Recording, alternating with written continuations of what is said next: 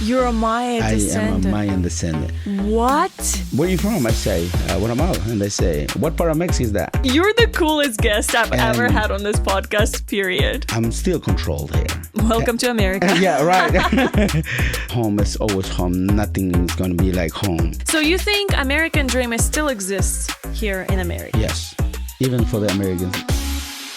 I'm here in the studio with Luis from Guatemala. Thank you for visiting me and welcome to the show. Yes, you're welcome. Thank you.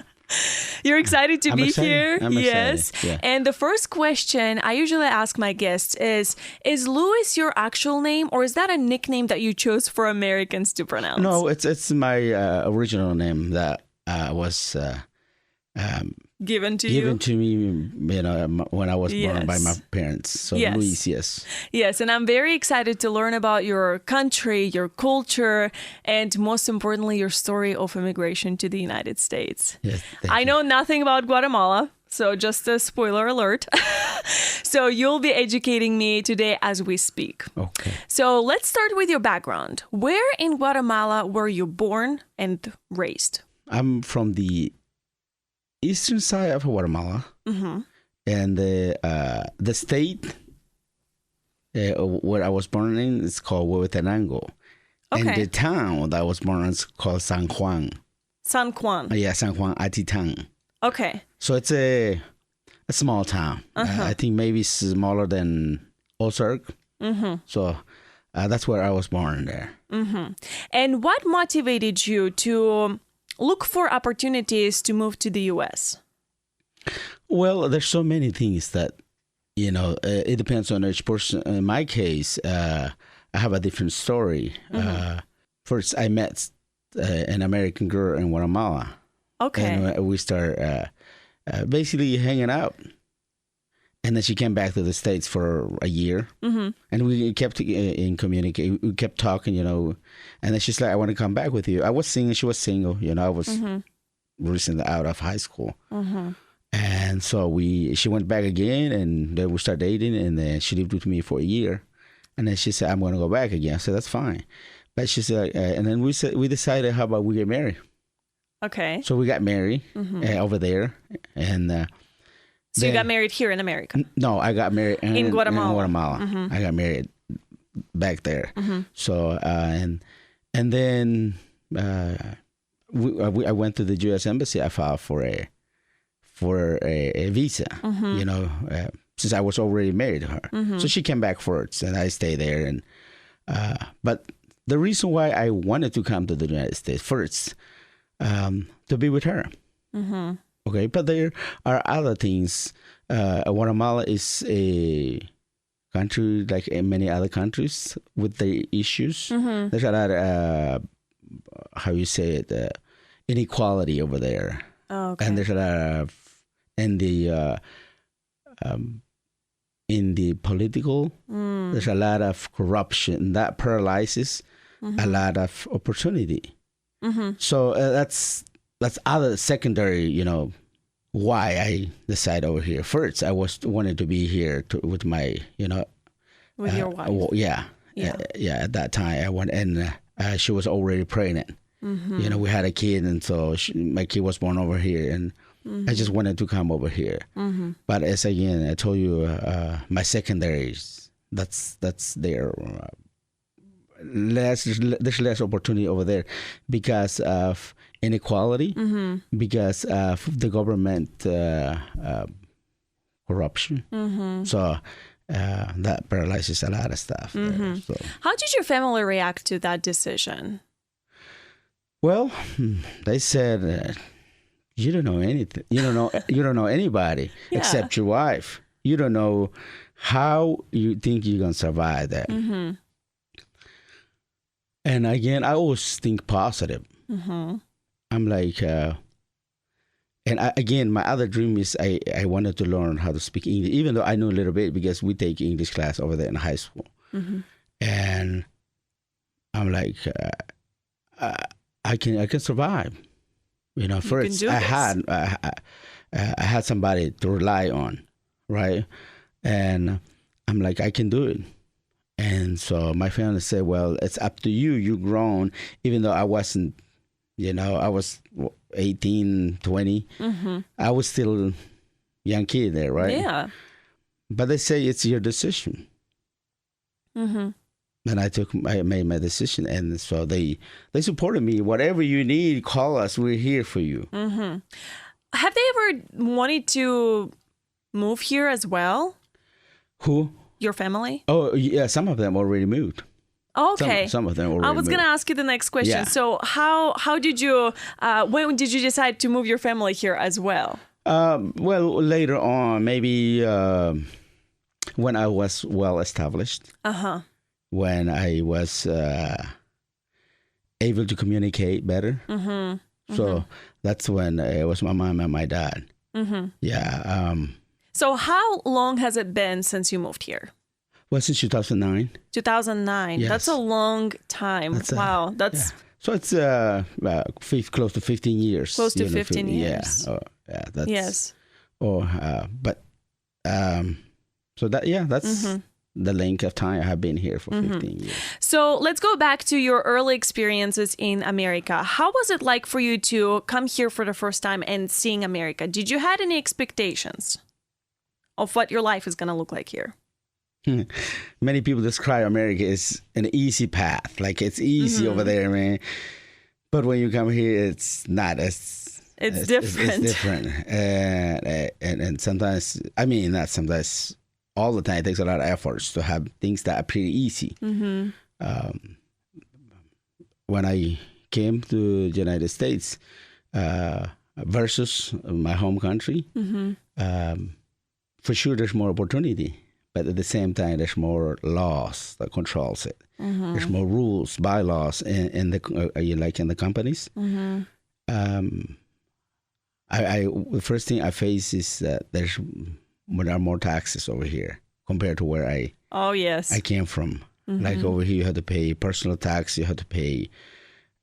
Anything. You can't escape. Even the sales tax. When you go to the store, a dollar store, it's not going to be $1, purchase product. It's going to be like $1.75 or depending on the state you're at. Right. And even, let's say you have a house, it's paid off. Still, you have to pay taxes, and it's like, feels like it's never yours. Yes. That's something that I wasn't aware of. Over there, once it's paid off, it's yours. There's no taxes every year. I mean, that's something I'm still controlled here. Welcome to America. Yeah, right. So that's like you said, what I expected that everything is going to be like they describe, but in reality, it's a different story. And again, it's the reason over there because the taxes are included. Over here, they are excluded. So that's why you see things. But so that's how my first reactions and the language again. The language. I was going to ask you next. How did you overcome the challenge of the language barrier? It's just putting efforts into having this mindset. What do I need to do in order to advance in this country? If I can't communicate, I can't read and write, there's no way, So what I did is going to school. I started over there. I finished my high school over there. I came here. I seek for opportunity to go to school. That's the first thing. Well, not the first thing, but one of the first thing in my list that I pursued.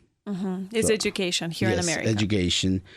It's a way of how you. This is personally, okay. I'm not even talking to everybody. Of course. For me, since I wasn't fluent in English back there, you're just picking up English in the street. It's good, but not good enough. No. So I decided to go to school. And I went to ask information at MSU, even though I couldn't speak the language very well. But luckily, I found a professor, a Latin American professor. He explained everything in my own language, in Spanish. So, but that's how you learned the language. That's how I started attending school, and it wasn't easy too. But I'm like, this is the way or no for me to learn how to communicate. What were you studying? What I was studying or what I'm studying? Oh, is it two different questions? You're still in school? I am still in school. What? Yes. So, okay, let's start with your first degree then. What were you studying first? Well, first, again, I went for the ESL, English Second Language. Oh, okay. Okay. Well, MSU sent me to the Ozark Technical Community College, right? They said, you need to go over there because over here we don't teach any English as second language. Also, you have your basic classes over there, you know. So I started there. I went for 8 months as an English second language, and I developed quick. You know, they put me in an advanced class, and then a year after that, or 8 months, the instructor told me, well, basically, if you want to stay here the next year, it's the same thing, and you're already in advance. So we're going to go all from the same thing over. So it's up to you. You can stay here. So I was like, you know, I want to pursue something, you know, a degree. So I went there and registered myself at OTC, pursuing the Associate of Arts. So I got it took me about, you know, I didn't go full time student because I had a job there and family to support. It took me about 3 years to get my Associate of Arts. I got it in 2013. Then, what were you studying for the associate's degree, by the way?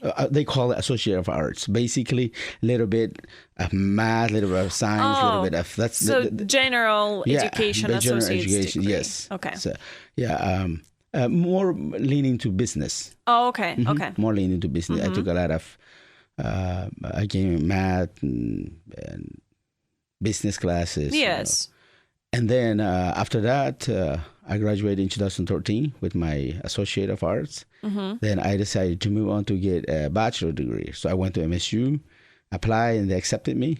So I was soon. And for business as well? Yeah. I started pursuing, they call it General Business and Science. And I graduated in 2017. So I took a break. I'm like, I'm done, but I'm like, I stay home. I had work to do. I had things, but I'm like, I feel like I'm wasting time, you know? You know, yes. I need to go back. So I went back to MSU. They admitted me in 2022 for they call it MBA, Master Business. So you're going for your master's now? For now, wow. Yes. So I'm in the middle. Do you want to go for doctors after that? I don't know. I can't tell you yes or no. It depends on my situation. Yes. Again, I have kids. Your schedule is not as flexible when it comes to studying. Yeah. And so for now, I just want to finish what I started. Your master's degree. What do you think of the American education system and prices of American education? I think, again, from my personal opinion, it's a great education for me. You know, it's prices, are going higher. You know, this is MSU is still considered as a public one, right? Even though we pay a little bit. You know, like right now for one class, it depends what degree are you seeking. If you're undergrad, it's a little bit cheaper. You know, if you're a grad, then it's a little bit. If you're going for a PhD, and it's higher for sure. But in general, I think everything's going up. Just like every item going in the store. Absolutely. So the same thing with tuition. Everything's going up. Books. That's something very expensive. You know, some books are $300, $400. And I mean, luckily this time we don't really use a lot of hard books. We only use ebooks. So, but still they're expensive. At least $150. Okay, so let's go back to your first couple of days in America. How would you describe your arrival in the United States? What were your first impressions and experiences here in America? One of my first is the language. When I came, like everywhere I was speaking in the airport. And everyone is like, what's up? Howdy. Yeah, I'm like, how am I supposed to learn this language? Yes. But at the same time, it'll be great if I learn how to speak like they are. You know? Second, again, I think not just me. I think many people when we go to countries that we don't know. For me, a lot of people looked alike. Mm-hmm. You know, like you know, and maybe it's because when my first time coming here, you know, like they all look the same. You know, it's again that's just my Your personal experience. personal experience, you know. But then eventually you get to know everybody. Then you see now. I think again maybe I'm not the only one. Maybe American when they go to Latin America, maybe they experience the same thing. I don't know when they first time, you know. Uh-huh. So my first time, and again the language is one of the first thing that. So slang more. Oh yeah. Yes. Yeah. And how Americans dress too, maybe? The pajamas to school? Yes. Was yeah. that a little bit of a cultural shock for you? Right. What about American food? American food, I like American food. What is your favorite American dish? Well, I like steak, baked potato, Okay. and green beans. Okay, that's very American. Yeah, I really like that. That's one of my favorite there. But what about McDonald's?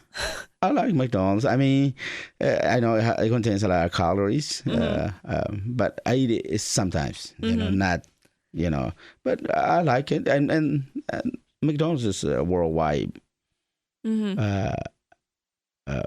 restaurant. Yes. It's in Guatemala. It's there. So. But the dishes are probably a little bit different. They adopted to Each culture, each country, each culture. It depends. But I like it, you know.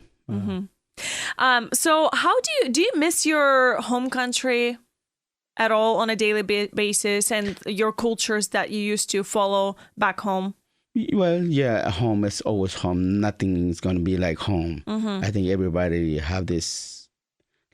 Whoever comes to here, you know, we enjoy it here, but home is home. So we always miss it, and I miss Guatemala too, and I miss the food, even though I can cook some. I miss over there. The culture is different over there. Over there, we're more family oriented. We're more like as a collectivism country where any decision we have to make it is with the family. Yeah. You know, versus the US, it's more individualism. You know, you do you on your own. You know. So something it was impacting me when I came here. Even though sometimes at work people can see it. Like even sometimes they say, "Well, we don't have time to babysit." Oh. I'm like, okay, I know what you're saying. You know, so not that they try to babysit me, but our culture over there. You know, it's you have to ask some other people how to make a decision. You know, not just you. So you're more dependent on each other there. Right. That's while here it's more independent. Right, more independent. Yeah, that's why. So you mentioned you have a child too. Do you try to give some of your culture to that child as well and explain, you know, your dad is from Guatemala. This is the traditions we do on a specific day. If you have a holiday or something like that, these are the traditions and foods that we eat on the specific holiday. Do you try to educate in your culture? Right. And I could, for instance, when Easter comes, you know, it's a tradition. I don't think it's just Guatemala. I think a lot of Latin American countries that on Lent, you know, you're not supposed to eat meat for 40 days. Oh. So, and I explained again, I think this is also goes here in America, but, you know, it depends on what religion you belong to. But over there is, Guatemala is dominated by the Roman Catholic. And so over there, you know, it's a tradition that you can't eat meat. You're not supposed to eat meat on Lent. And I tell my kid, and I'm like, my daughter, I'm like, sweetheart, we're not supposed to eat. Why, Dad? You know, everybody's eating. Look, I'm like, and I tell her, I wasn't born or raised over here. And so my culture is different. I want to share with you that way you see it. Also, for again, another what I tell her that for advice in life, it's the culture over there. You always ask mom and dad or even grandparents first. What do you think? Before you make a decision. What do you think? Because we consider they have more experience in life, so they have better ideas how to make decision compared to young adults. So that's what I tell her to share. Like we are family, so I try to educate her there. Not that over here it's bad, but it's good too to make decision good. If it's a good decision, you're gonna enjoy it. But some decision could be bad, and so you kind of follow the steps of your family members with their examples. That's actually a very nice approach to have in a family, and I respect that. I actually like that. Thank you. Okay, so let's talk a little bit about your family. Is there any family members that are left back home? Oh yeah, I have aunts and. So there's still big family that you have there. Yeah. How do you maintain connections with them? Do you go there often? Do you call them? I go home once a year. Once a year, and I call them. As right now we have a lot of social media. It's easy interaction with them, But I call them very often. Like I call my uncle, I call my aunts. How are you guys doing? What's new? Tell me any update over there in our country. What we have. How's this family doing? I don't call everybody, but I call the most who I can reach. Some I cannot reach. I call. And so does your family think you've changed and you're more American now? I don't try. Like when I go there, I know how is the slang when we talk when we go there. When I go there, I adapt quick. I'm like, and when you say you're more American, and again, that's a misconception when we say, because we are considered ourselves over there as American, because Central America is America. Yeah. North America is North America. So we already know that we are Central Americans. Now, if I consider myself more like North American. Oh, North America. Like with the U.S. Yeah. And then, some, not because sometimes, you don't.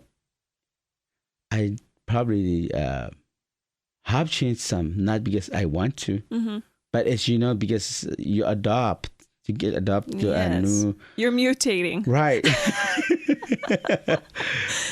Man, but again, when I go there, I try not to because, again, I don't want to disrespect my family. And I'm not saying this is bad, but when I come here, too, I try to adopt to the Americans' cultures and everything. So I try to be flexible wherever I go, Speaking of Americans and American culture, North American culture will...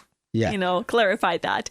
Let's talk a little bit about stereotypes. Has anyone said to you anything that was just not true about Guatemala and where you're from? Do people even understand where Guatemala is when you tell them you're from there here locally? Yeah, well, yeah. And again, I don't blame people. There's a lot of people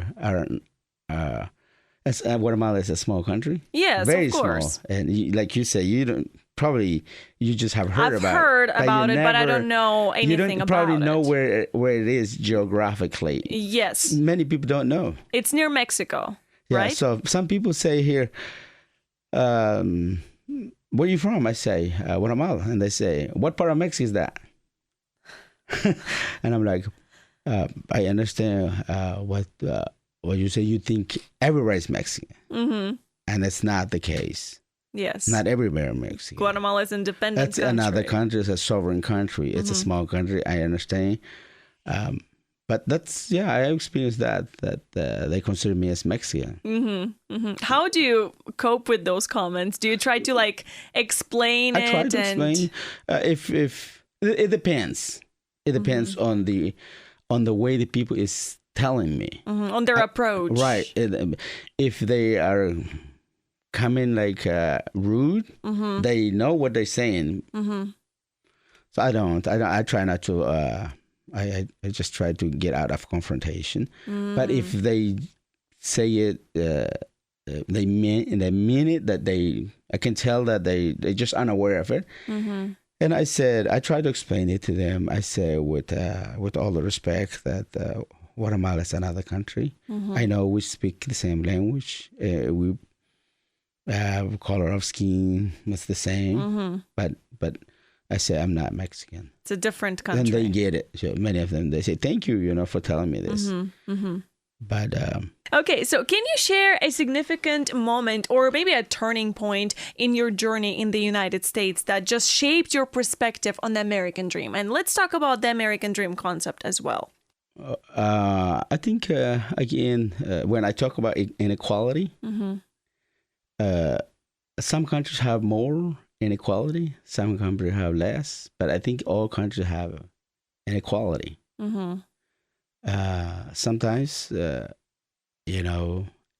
see inequality. And sometimes, my dream, like you say, my American dream, is this what, but that doesn't stop my American dream. But that's something that tells me sometimes, just because somebody is not equal with me, that doesn't mean it's going to stop me on my American dream.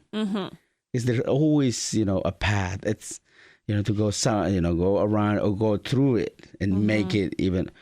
So I know I have stopped and I have faced many challenges in here, as anywhere, probably not this in the U.S., but here I'm talking about my experience. I have faced many challenges, and many where I feel like they don't want to give me the opportunity, and I'm like, I'm not going to waste my time. There's always another route how to go to. So what is your American dream? Well, first, I think I'm in the process of it, and I am first. When I first came, I wanted to be fluent in English. So I am maybe not as fluent as the U.S. citizens, but I feel like I'm fluent. I can read and write, and that's one I already achieved. So I'm proud of it. You know what I mean? And to work in a company, and I'm already working in a great company. So I'm doing what I'm happy. What I'm So I think I'm achieving all things that I wanted to achieve. I'm not saying there's no more or there's more opportunity. I would like to, but we'll see if there's time, because I don't get we don't get everything we decide to. So, but I think I'm already achieving, and again, I'm thankful to the U.S. I'm thankful to the company where I'm working that giving me opportunities like this, and school, and I think I can't complain a lot. So you think American dream still exists here in America? Yes, even for the Americans. Even for the themselves. Americans? Yeah. Or do you think that they have an American dream, or are they living it? I think many of them already live in it. I think many of them are not.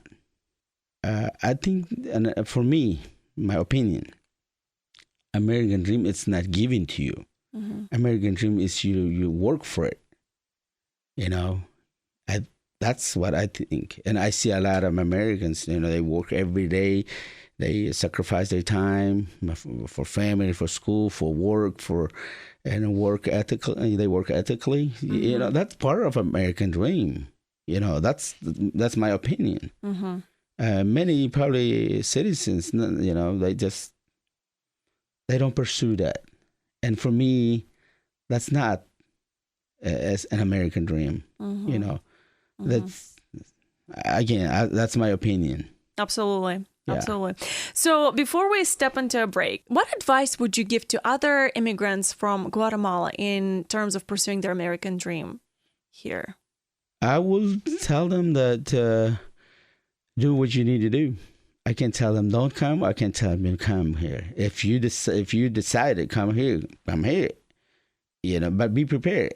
Don't get fooled by people over there. It's easy there to make money. Nothing is easy.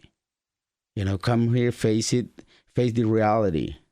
Work hard. Don't expect anybody to hand you anything without earning it.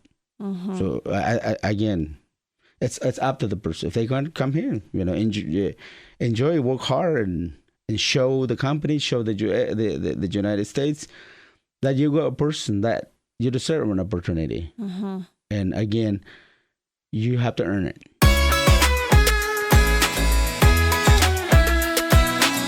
Welcome back. You're listening to the American Dream podcast, or if you're watching us on YouTube, welcome. I'm here in the studio with Luis from Guatemala, and we're having an interesting conversation about your background and where you're from. And this half of the podcast is dedicated to us taking a trip to your homeland. Of course, it's not going to be a physical trip. Unfortunately, we're just going to imagine that we're in Guatemala. Right. So let's start with a simple question of what makes your country a special destination for travelers, specifically from the U.S. or from all over the world to visit? Well, Guatemala is geographically it's small, but its citizen, we are diverse, and probably not as diverse as the U.S. When I say diverse, there are two main groups over there.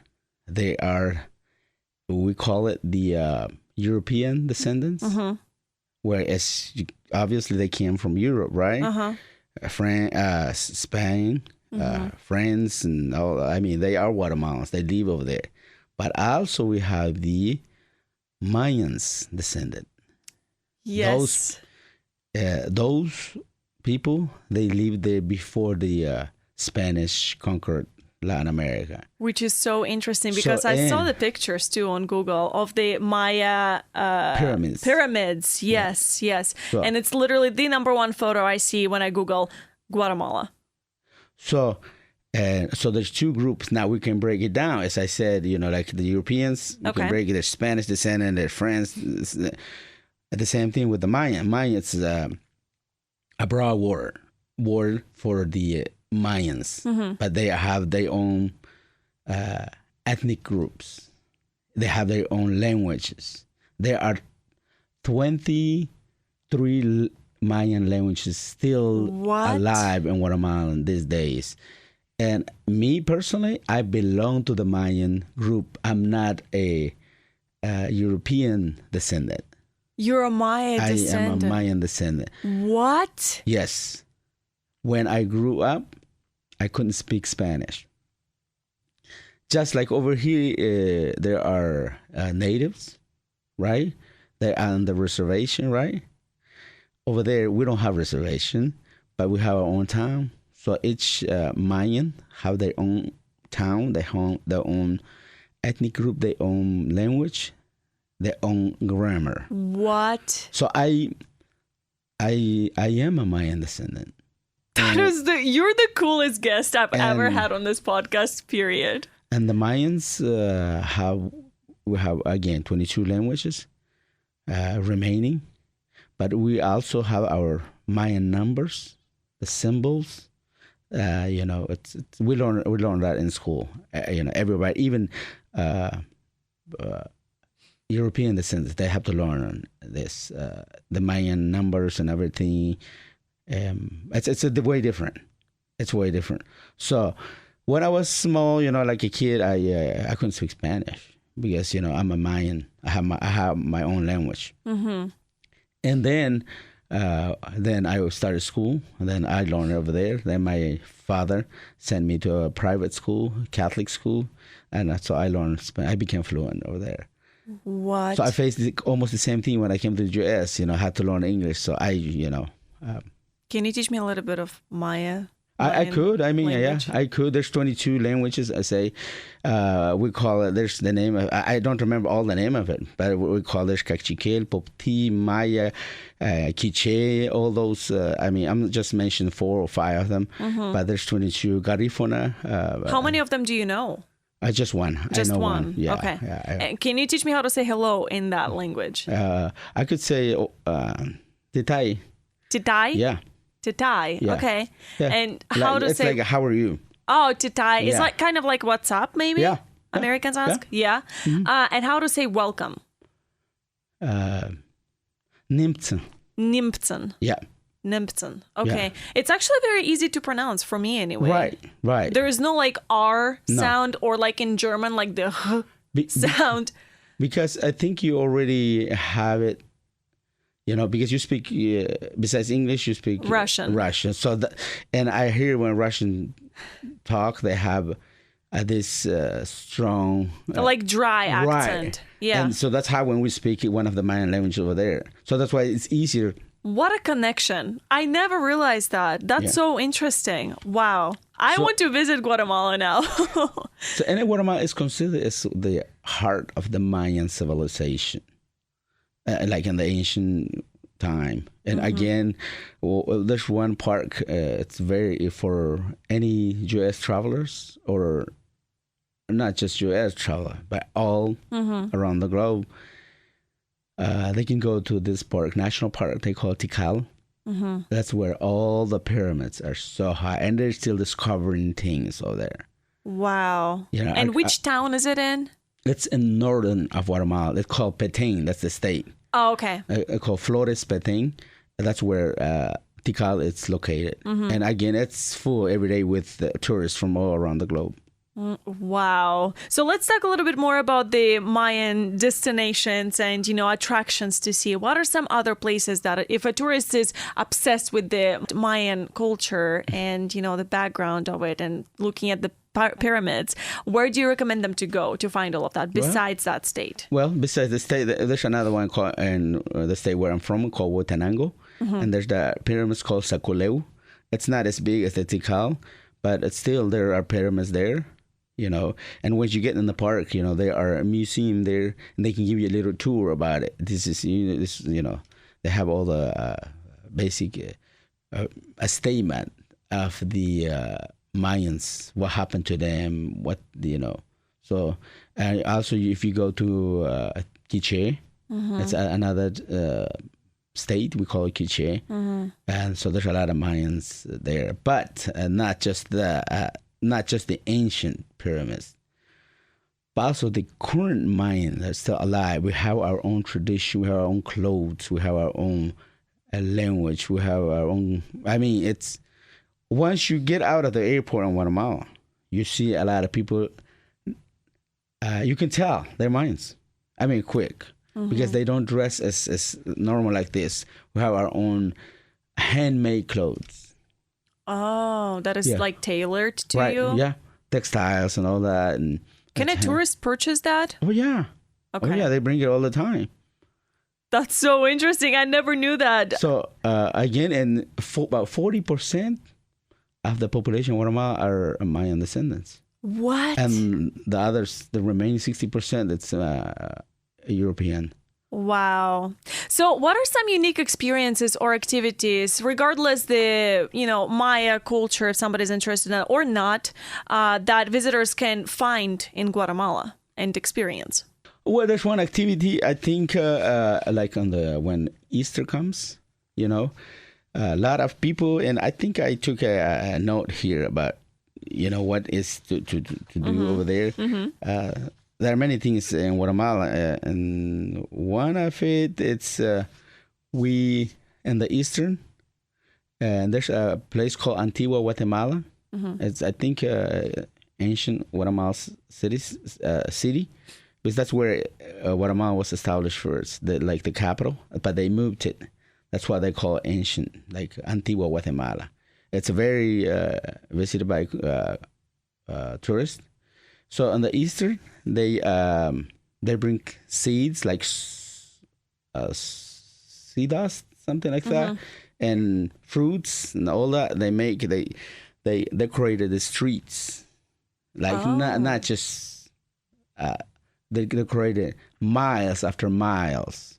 Wow! With fruits, with beans, with different colors. It's beautiful. That's a very unique tradition. Yeah, unique tradition, and Guatemala is known as one of those festivals that very unique. And tourists come, they take a lot of pictures, and so. What time of year is that usually happening? It's in April. like Eastern stars, in April. And what time of the year would you recommend for tourists to travel to Guatemala? How is the climate there? Over there, there's only two seasons. It's either we call winter. Winter, we call winter when it's raining every day. That's winter. And summer, of course, when it's not rainy and sunny. All. So we call it Guatemala as the eternal. In Spanish, we Guatemala, la eterna primavera, like La eterna primavera. it's like forever spring. I like that. La eterna primavera. Eterna means Oh, eterna. eterna. Eterna. Primavera. Basically, it's a spring all the time. And because that's what most people see. It's there's no snow, nothing except when it rains. Well, it rains, but so I think it starts there. Primavera. It starts there in at the end of December, beginning of January, January, February, March, April, till June. I mean, that's the best time to go there. I'm not saying you can't go another time, but it's you see more raining. But that's about it. Okay, so let's talk a little bit about local cuisine in Guatemala. What are some dishes that travelers should try? If they want to try the traditional food, I think that's because if I tell them, the tourists, they already know, like fancy restaurants over here in the U.S. or whatever. There are fancy restaurants in Guatemala, but they already know those foods. Now, if they want to go in traditional food, there's one we call it pepián de pollo. It's like a stew.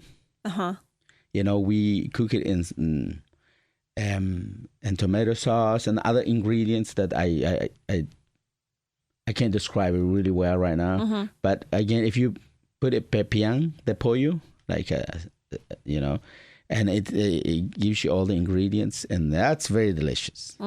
Is it spicy? Little bit spicy, Okay. not really spicy. And there's also pepián de pollo, that's the first one I said. And there's also bistec de res. What is that? It's beef. We add it in tomato. First we cook it, and then we add it in tomato, onions, and with different other sauce, and then we add rice on the side, and then we add avocado, and some home. If people want to try homemade tortilla, they can try over there. So that's traditional food. That's something you can't get authentically here. Right. What about desserts? Well, we have almost the same, maybe some different. We got different cakes, different ice cream, different. It depends on the menu. But there are some different. But I don't remember the name. But yeah. What is the best way of transportation in Guatemala if a tourist wants to see the entire country? Transportation, you can travel by a bus. So public transportation is good in Guatemala? Public transportation, yeah. It depends. They are one with you pay a little bit higher. So I recommend that they go on that. Because they are local. They stop and pick up people and drop off people, and some you have to pay higher. They go from one destination, they don't stop, then they just go straight. They are there. What about renting a car? Would you recommend that? Yeah, I rent a car when I go there. I land to the airport of Guatemala. I rent a car. Sometimes I rent for 2 weeks, and it's cheaper over there than over here. Like over there, I rented for 2 weeks. It's costing me $700 to $800. 2 weeks. $700 to $800 for 2 weeks? Yeah. Okay. $700 to $800, including everything, and you can travel everywhere in Guatemala. So that's what I do. I don't go on a bus and a public transportation. I rent a car. And what is the best way to travel around the Guatemala when it comes to people? Should you go there by yourself? Will you be safe there? Should you go with someone local that knows the country, or should you go with maybe the partner that doesn't know anything about the country as well and just explore together? Right. Again, it's on the person. There are brave people, yeah. You know, and again, Guatemala, it's just like there are areas that I shouldn't go by yourself. Don't go in a remote area by yourself. Because first, what if there's no transportation to come back, or you don't know? So I would recommend people to go in tourist area. Go in Tikal, go Antigua, Guatemala, go in lakes. There's one very famous called Lake of Atitlan. So it's surrounded by volcanoes. Oh, yeah. Yeah. So again, you won't get lost there. You won't, and go in cities, you know, where there's people, you know. I mean, if you stay in a hotel, you can ask questions. They will guide you there. They will tell you, don't go over there by yourself. You know, but it's a safe country. It's a safe country. Speaking of volcanoes, how safe are volcanoes in Guatemala? Well, one or two, at least one that I know it's active all the time. It never goes off. We call it Volcán Santiaguito, and it's erupting all the time. All the time. I mean, it's... Have you seen it happening? Yeah, I've seen it. I mean, you can look at, like, in YouTube, Volcán El Santiaguito. That's what the name, like the little James, you know. It's there. I mean, it's active 24/7. That's crazy. And people don't like live around it, right? Not close to it, but there's some people who live close, you know. What? Yeah. And there a road goes around that, and their hot water comes. So there's some that have, they make business of it. Because they have their own sauna, and the water is natural. It's hot that comes out from the volcano.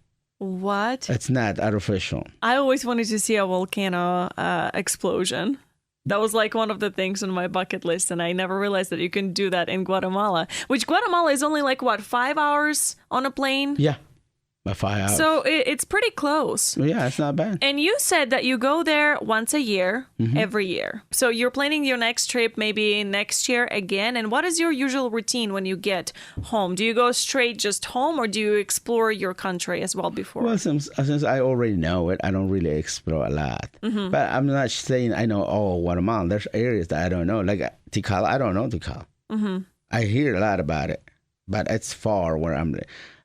So I basically I landed. If it's late, I stay in a hotel, and then the next day I travel to my hometown. I go visit family and all those. So speaking of your family and people in Guatemala, how would you describe the nationality of Guatemala, the customs in Guatemala, and how do people in Guatemala welcome tourists? First, we welcome everybody. We offer what we have, of what we are. We show them what we are. We help them and what we can. And again, we're very friendly. We are have a big heart to help who's and help and our power what we can. And I think you can see it too from many. If you Google it, the people will talk about it. That always people there are always to support you. At one time, I was in my town. I was an American there, and he showed me. He speaks Spanish. He say, "Where do I go here?" And so he had to walk 5 hours. What? I say, but it was already 4 in the afternoon. You'll get there by 8 p.m. And I said. And I asked him, I said, I was driving my car there. I said, do you mind? I can give you a ride. I said, yeah. If you, so I took him, and I didn't get him to a destination, but I at least saved him 2 to 3 hours. Yes, absolutely. So people in Guatemala love tourists. Right.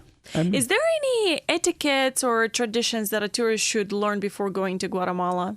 Like how to talk to people from Guatemala, and maybe how to questions not to ask people in Guatemala. Well, first, in Guatemala, we always try to, like we say, for instance, here we say good afternoon, good night. That's the first thing you say to people when you approach. If it's in the morning, you say buenos dias. So that's being kind there. You know, if you just walk by and don't say anything, it's considered being rude. You know, but always, again, you don't have to have a conversation, but say buenos dias if it's good morning, buenas tardes, you know, always greet them, and they will greet you too, you know. Do you need to know a little bit of Spanish before you go to Guatemala, or people in Guatemala speak English? It all depends. If you go to main city like Guatemala City, English is considered. You won't have any problem there if you don't know Spanish. You know, any hotels and airport they speak English. Now, if you go in the remote areas, everybody speaks Spanish. Even, you know, like I said, Mayan descendants, we all speak Spanish. So, but don't go in a remote area if you don't know Spanish. So go with somebody that knows it, or a local person will guide you there. So just don't try to be a hero, because you never know. You know, even myself, I don't go to a remote area because. Yeah, I can speak, I can do everything, but you never know what you encounter on the road. Yes, so. Absolutely. So finally, before we step into a break, what is something that everyone should bring with them from Guatemala? Whether it's an experience or an item? Well, I think you bring an item. Or you can bring both, experience, you know. Bring an item. They have this... pyramids item, Mayans, you know, they go this high. It's very, very beautiful. I mean, that thing you can buy in local stores, where they take cash, buy it there, and keep it in your house. Welcome back. You're listening to the American Dream Podcast. I'm here in a studio with Luis from Guatemala, and this half of the podcast is my favorite one because I usually get to see the items that remind my guests of their homeland the most, which in your case, it's Guatemala.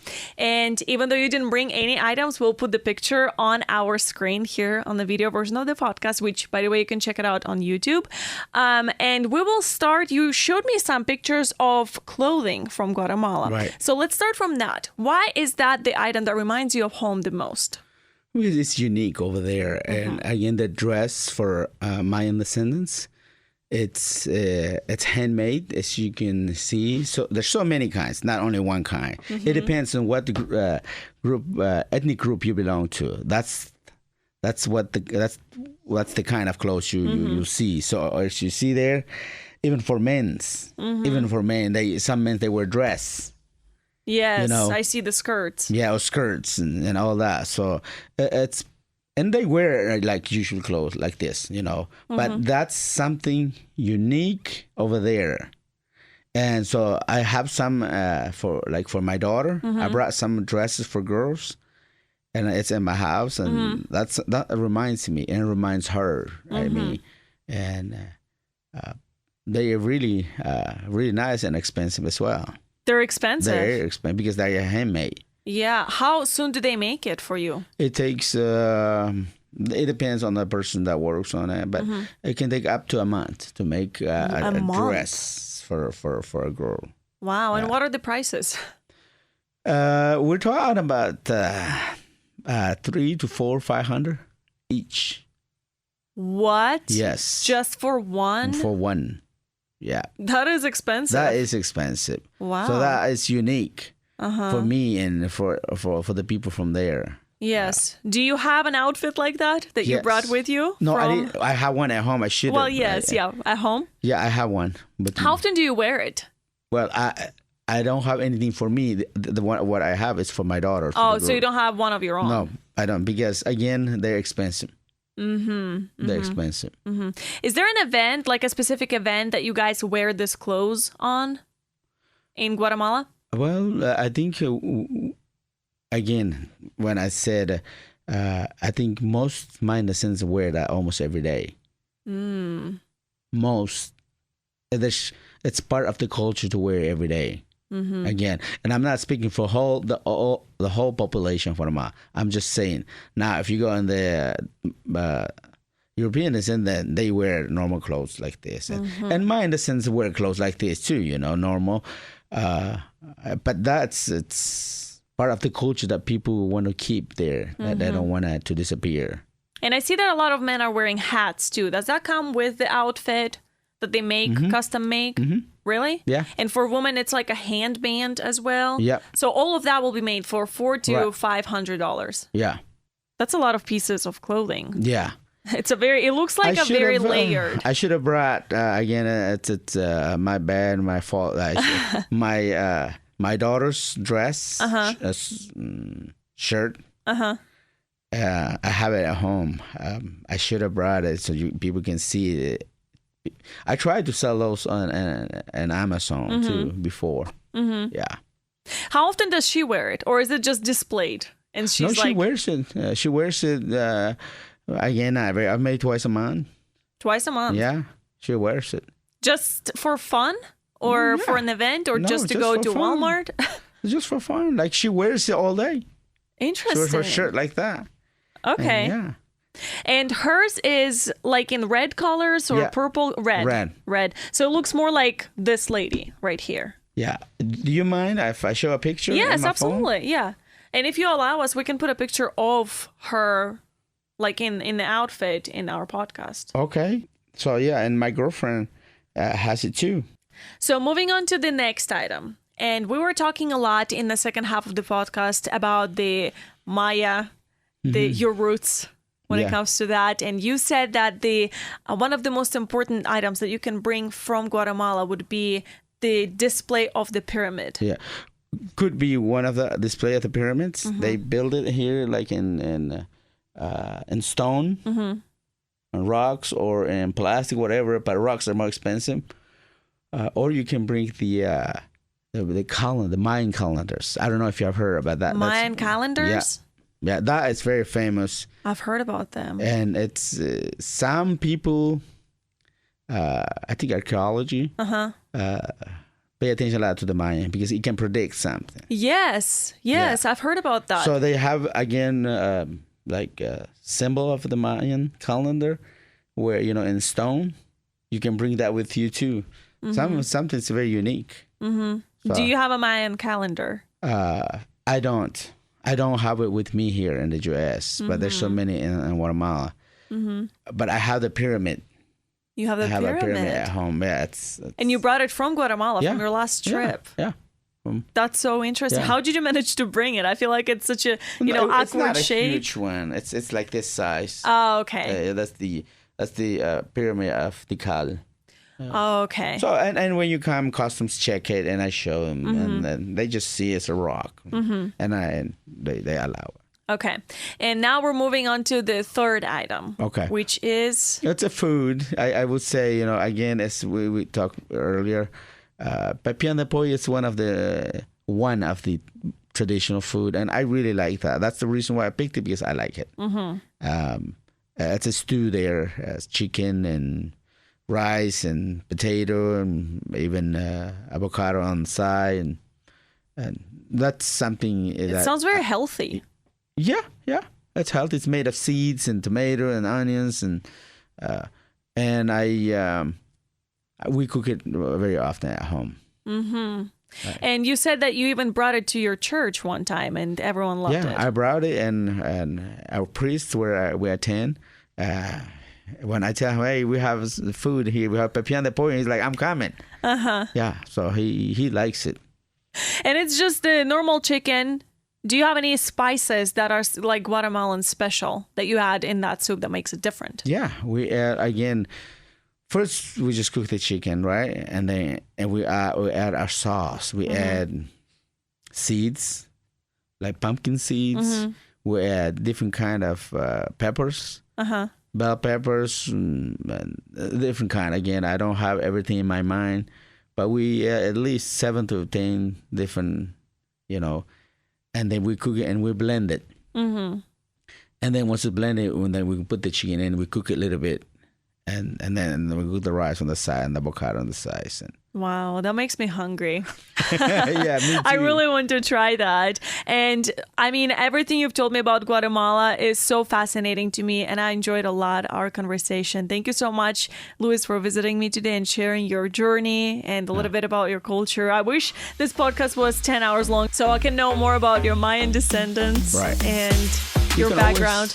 You can always learn, go and, Google it. Yes, absolutely. There's a lot of information there. Yes. But thank you for giving me the opportunity to come over here. Thanks for tuning in to the American Dream Podcast. For more episodes, subscribe on your favorite platform, keep dreaming, and see you next time.